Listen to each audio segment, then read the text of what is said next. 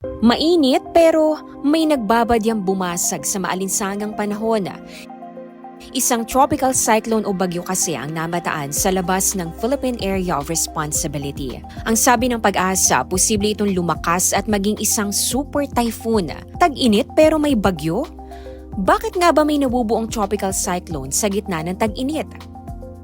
Base sa datos ng Pag-asa mula 1948 hanggang 2024, pinakamarami ang bagyo tuwing July, August at September.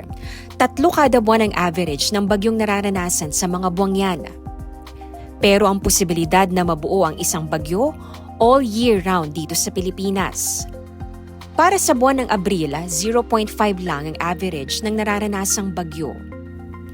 Sa madaling salita, rare o bihira na may nabubuong tropical cyclone o bagyo tuwing tag-init, pero hindi ito kakaiba. Yung property ng water in general, mataas yung tinatawag niya na heat capacity yon. Pag mataas heat capacity, kailangan ng matagal na panahon para uminit at matagal na panahon para lumamig. Around this time, technically, nagsisimula pa lang na uminit yung dagat.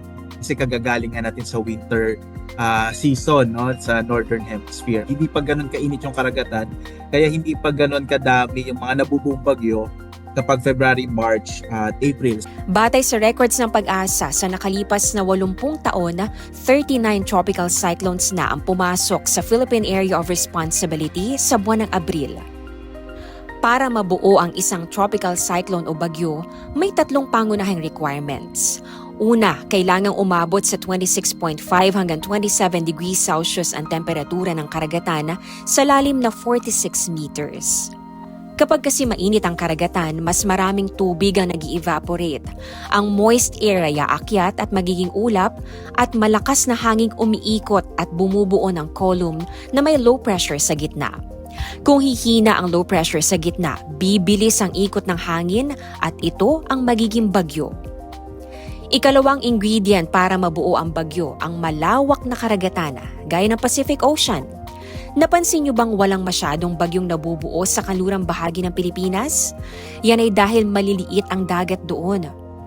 At ikatlong factor, ang tinatawag na Coriolis Force. Ito ang puwersang nagmumula sa pag-ikot ng mundo na nakakaapekto sa spin ng bagyo. Dahil sa Coriolis effect, ang thunderstorms ay posibleng maging buhawi at typhoon. Nabuo siya sa isang lugar kung saan malawak yung karagatan at meron siyang enough na time para magpalakas or kumuha ng moisture. Kasi yung moisture mula sa dagat, yun yung nagsisilbing